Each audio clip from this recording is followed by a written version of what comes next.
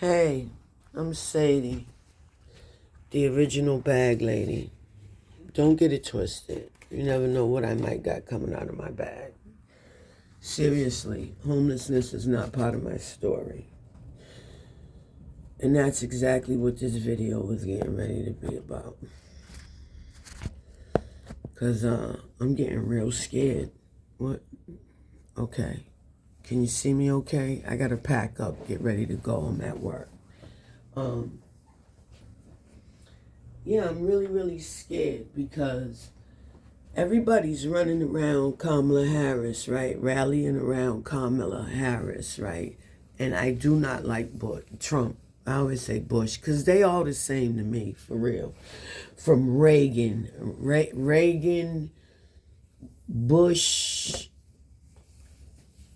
uh, Bush, the curly head man that played the trumpet, Hillary and them, they ushered in welfare reform and mass incarceration. And just the way the country is now, all that fentanyl, remember all that? Do you all remember the fentanyl craze when all them kids died? It was a bunch of white kids that died. But there was some black kids too. But it doesn't even matter. It doesn't matter what color the kids were. I know white people don't like us in America. And they don't. They don't like us nowhere. Nowhere. And they don't. And that's the truth. But that's not what I'm talking about. Because I do talk about that, and I talk about that a lot. But that's not what I'm talking about right now. I'm talking about the fentanyl craze, the kids dying, and then COVID. And it's always something with this fucking country. It's always something. So, I was raised in the projects, Cathedral Projects, Boston, Massachusetts. It's a small project, a very small project. It wasn't really a violent project like that. It was small. It was kind of the uppity project, I guess. Anybody from Boston, if they was to be honest, would say that. It's like the uppity project. But anyway, it's a project. We had so many roaches growing up, y'all. Our house was so infested with cockroaches. And that would be when I was with my grandmother. I was raised between my grandmother and my mother. Because my mother was young when she had me and my brother. So my Nana took care of us a lot. My mother's house too. Now, when my mother got about 34 years old, they moved her to North Andover, Massachusetts. North Andover is about 45 minutes, maybe an hour now with the way things work. Used to be about 45 minutes outside of the city of Boston. And sort of like Merrimack Valley, sort of like Lawrence and, Haverhill, Methuen, Mass. If you know the Commonwealth of Massachusetts. So my mom moved us out there, and when we first moved out there, like, I was so excited. Like, I thought, oh, I'm going to have the chance to go to school, like, go to college. Like, the white people are going to like us. They're going to be, like, paying for our college. They're going to be, like, because I didn't know no better. I was a child, and I did not know any better. But I'm like, they gonna pay for us to go to college. They gonna take us to trips with them. Oh, the white people. That's what I believed. Forgive me for my ignorance. Forgive me for my ignorance, because none of that fucking happened, okay? None of it. My mother ended up getting becoming a criminal. Like, my mother was arrested so many times out there. The harassment was ridiculous. Even for the kids going to school, even for me being in the 9th grade, 14. The harassment from the teachers, from the school department was ridiculous, was so bad I stopped going. Now I'm a kid straight from a black community, whatever. My mother moves us to a white community, whatever. Boy, that was a lot. That was a lot for us kids back then. Anyway, that was not a good situation. It wasn't a good situation. And from that, I say single black women with children do not belong in the suburbs. They don't.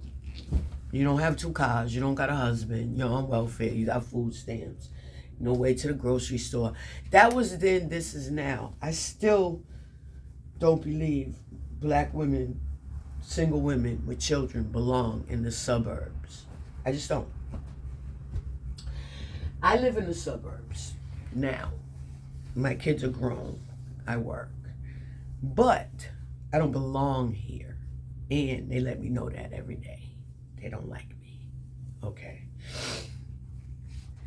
But they don't want us in the inner cities anymore. Y'all know that. I ain't telling a lie. They don't want us in the inner cities. And because they've done this gentrification, we're split up. We're all split up. Everybody's far away from me, at least by an hour. And those are the people that are in the state I live in. So we're split. You're lucky here, and I guess in other gentrified cities, states, whatever, you're lucky if you live close to a family member. Like, you're lucky. Like, I'm from Boston, but I cannot live in Boston because they're not allowing me to live in Boston. Well, what do I mean by that? $3,000 for a 2-bedroom apartment? First month, last month, security, that's $6,000. Now they're doing this thing where they want you to pay a realtor. That's it. 2, 4, 6, 8, 9. That's $9,000. Then they want your credit score to be above 640, preferably 7. Now, if you have a Section 8 certificate, like I do, what does my credit matter? What does my credit matter? I work, I have a car, I pay a payment, and I have a credit card. My credit score is low because I lost a car last year that they still want me to pay on, and I'm paying on it. Sometime it be late. In the summer, I didn't pay for a couple of months. I got hurt. Y'all know that. I told you that. I fell at work and got hurt, right? I didn't work. Couldn't get workman's comp. It got so bad. I got so broke. I just came back to work in pain and all of that. Okay. I hate where I live. My kitchen smells like raw sewage, okay? I hate it. I've been trying to move. I have been trying to move. Like they say, you don't like where you're at, move. Like they say, you don't like your job, change it. It's not working. Something's happening. Okay. Then they move these Africans in underneath me, right? I love all peoples of the world, okay?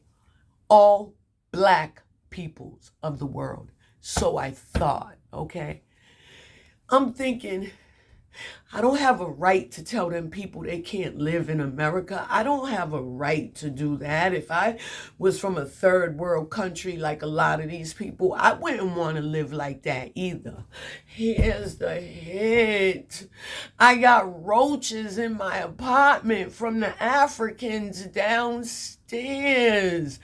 I have never had roaches as an adult. My children, my oldest son is 41. My baby girl is 33. My grandchildren have never seen a cockroach in any of my apartments. None. And I owned my own property too. I lost it in 2008 when they dropped the economy on purpose. Because COVID told us showed us so much. But anyway, the African people downstairs are playing with me. Do we pick bugs? Do I have bugs? Bed bugs? A little. Look, this ain't no fucking joke. This ain't no fucking joke. And then my management, this white girl at my management, when I moved in 3 years ago, told me she had been there 25 years. The longer I live in this nasty fucking apartment, the longer I see, you put me in this apartment on purpose. You knew this apartment was nasty like this. And I came with a Section 8 and I live in the suburbs and I'm Black American, which makes it different because all the other Black peoples of the earth, it's Black Americans. Don't call me a woman of color. Don't do that. I'm not a woman of color. I am a Black woman, okay? So don't mix me together with Asian and fucking Puerto Rican, Spanish and Indian. Don't mix me with them because the struggle is not the same. And that fucking BIPOC, who came up with that? Who came up with that? And who said it was okay? BIPOC, Black, Indigenous, and fucking who came up with that shit? And who's okay with that? Why? Why do we allow these people to do us, label us, treat us any kind of way, and nobody does nothing about it? I called the people about the roaches. I'm like, oh shit, I'm not living like that. Called the people about the roaches. They're laughing at me. Even the management. Now, I know you got a budget for roaches. I live in Massachusetts. It get cold as hell up here. We get a lot of snow. So that means you got a snow budget. That means you got a generator if that heat go out. That means you got, you know what I'm saying? I asked them for a new dishwasher. They brought me such a dirty, nasty dishwasher. Such a dirty, nasty dishwasher. It's no better than the one that was in there. So I just don't use it. So what am I paying all of this rent for? Because just because I got Section 8 don't mean I don't pay rent. Okay? Because, okay, the higher the rent, the higher my portion. Okay. So, and that's supposed to be the ticket. That's supposed to be the safety net, right? Why are you asking me for a credit score? It does not matter. Okay, that's just another way to keep people from being able to move. So this morning, I decided to make a video. I did not realize that I am as angry as I am. I did not realize that this was bothering me like it is. When I went downstairs to the people, I told the people, you don't have to live with roaches or bed bugs. You don't have to live like that. Go over there to the people, tell the people what's going on, and the people will help you, okay? Because they're playing. Do we have bags? Because it doesn't bother them. It does not bother them. So when I see the lady, and she was a white woman talking about the Haitians, and she don't want the Haitians, and they're different than us, they don't live like us, and so on and so forth. They don't. They don't. Okay? And I don't think, and it ain't even about me you want to live with some fucking roaches? Do you, anybody, my boss, the lady, the management, the lady in the grocery store, do you want to live with some fucking roaches? Because where there's one, there's probably 1,000. Plus, A and B, they're asexual. Male and female make roaches. It's gross. It's disgusting. And now that we know, you do not have to live like that. Why are managements making people or allowing people or keeping people? Because you cannot buy the strength of poison to kill them. You cannot purchase that.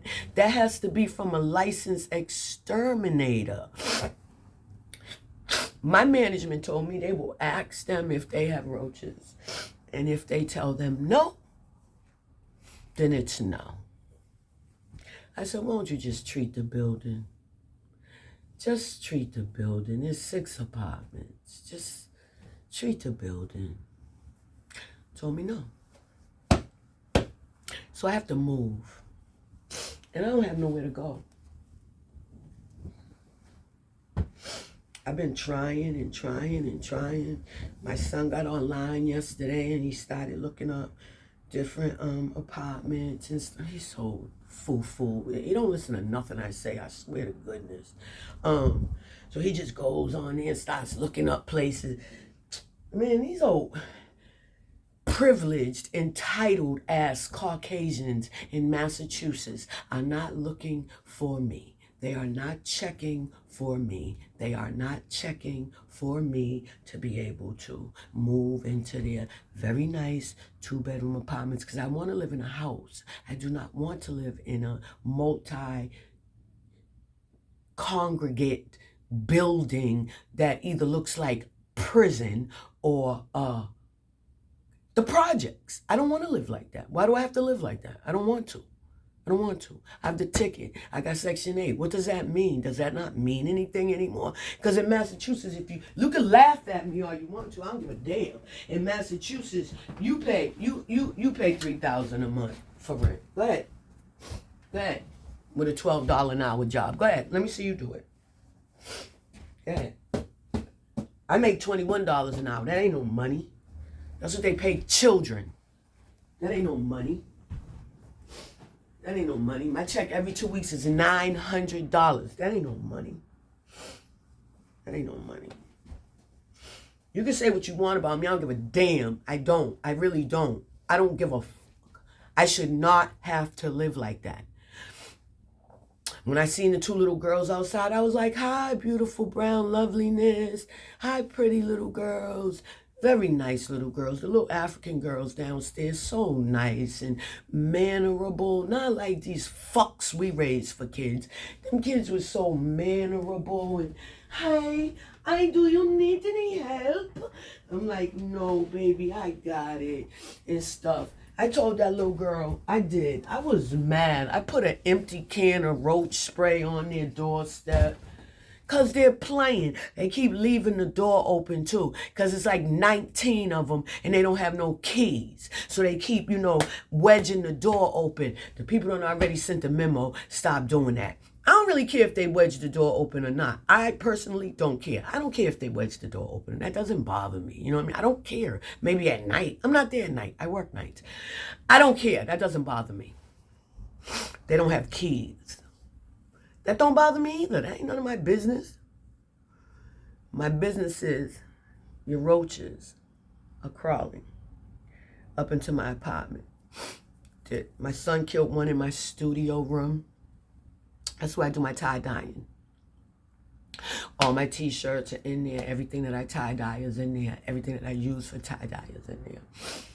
Somebody asked me for a shirt, even if I just give them a shirt, because nobody buys anything from me. As long as I give them, they'll take. But I haven't been able to really get my business off the ground, and that is breaking my heart. But I just won't give up. But that ain't what I'm talking about. I'm talking about my stuff for my business is in my room. It's a couple of $1,000s worth of things. I can't do anything with bed bugs or roaches. I just can't do anything with that. I don't want that. My cousin wants me to move to Florida with her. Kind of want to. I kind of don't. I'm too old for that now. Also, they got roaches down there, and they don't care. They play mad games down there about the roaches. They don't...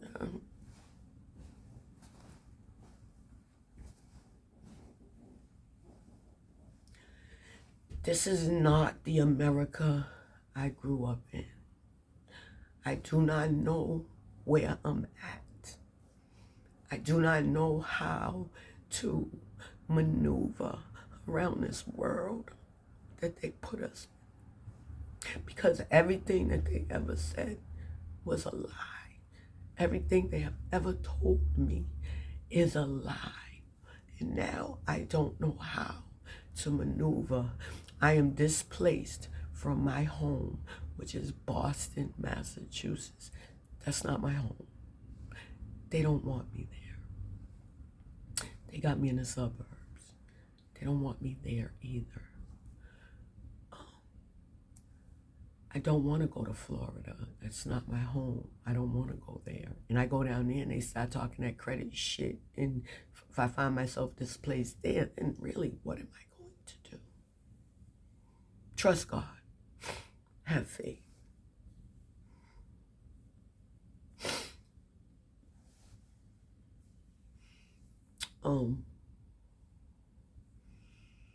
Kamala Harris says she's gonna bring more Haitians here.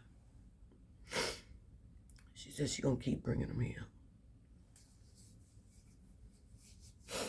It's not the Haitians, it's the third world living.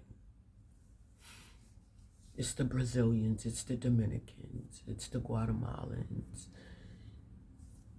It's the third world living. They are a happy people. Why don't y'all let them people stay home? Them people are happy. They are happy. All they do is party, party, party, party. Drink beer and party, party, party, party, party, party. Dominicans sell dope. They sell dope. They sell heroin, dope. Ain't no more heroin. It's like fentanyl and pills. They sell it though. They sell dope. And y'all let them, because they ain't in jail like all the black men. They're not in jail. They're not even bald like the black men. The American men, all American men are bald. Not the Dominicans. They still got hair. Because they haven't been eating this poison we've been eating for the last 40, 50 fucking years. Their kids are happy. Happy, happy, happy. Their kids are happy. Happy, happy, happy.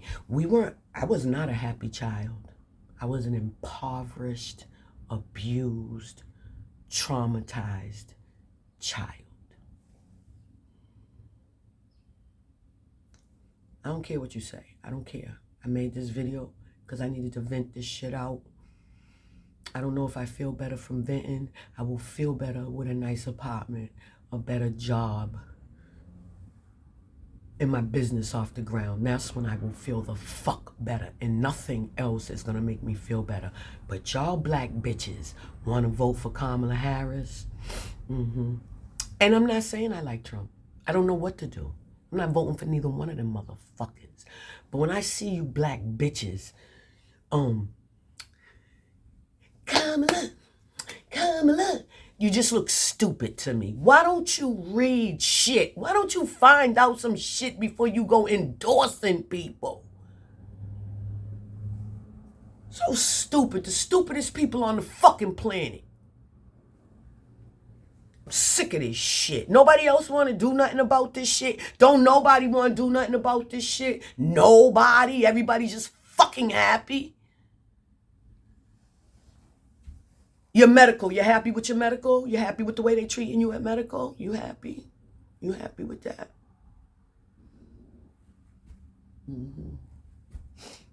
Because I watched them kill my little 36-year-old daughter, and they had me so tired, so beat down, so tired. I could not advocate or fight for her, although at the time I thought I was. You know why? Because I was trusting the people at the medical, and I was trusting the things that they were telling me.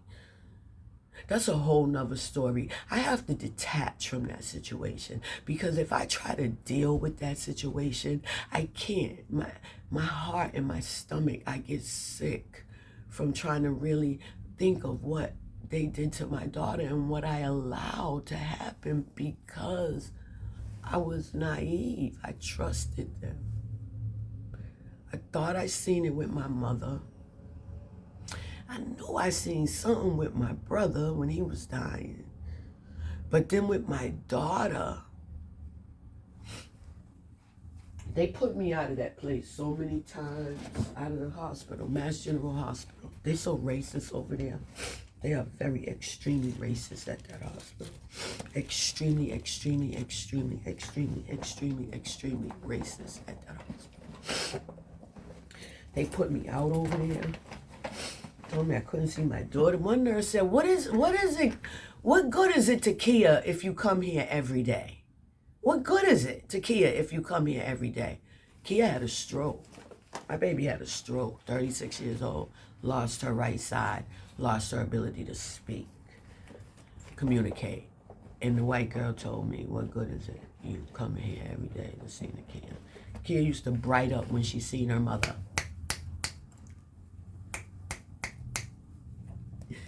And this Caucasian asked me, what good is it for Kia, for her to see her mama every day? When my baby took her last breath, that girl was standing right there too. Emma, something like that. My baby took her last breath, and I went out there and I told the doctor that was a doctor and a nurse that was taking care of my baby, well, as she was dying.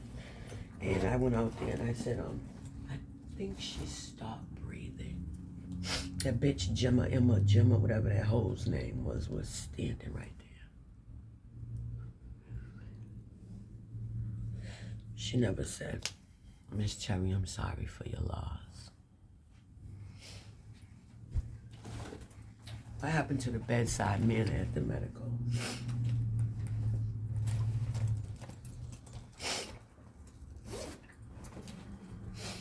So when I was in Florida all summer long, I got sick. A couple of times I went to urgent care, and then I went to emergency. And they told me that recently they called me up here and told me that I was borderline diabetic, whatever. But my medical people here in Massachusetts, they never told me that. Never. They still haven't told me. I got an appointment today. They still ain't told me I was borderline diabetic. I don't get it, y'all. I don't understand. But I started talking about roaches, right? And KHarris, right? Don't worry, I didn't lose my place. Y'all better rethink that. Being in love with that bitch, you're gonna be sorry. I don't know what to do about Trump. I have no idea. I don't have any ideas. I wish I had solutions. I don't. Just, check her record. Just do some more research. Just because when they move the people in underneath you, on the left, on the right, above you, and you got roaches, you're going to be just as fucking mad as I am today. I'm Sadie, the original bag lady. Don't get it twisted. You never know. See? You never know what I got coming out my bag. Hey, 1, 2, 3, 4. About 5 of them today. It don't matter, because I had some shit come out of every single one of them today. Like, subscribe, comment, share. Have a good day.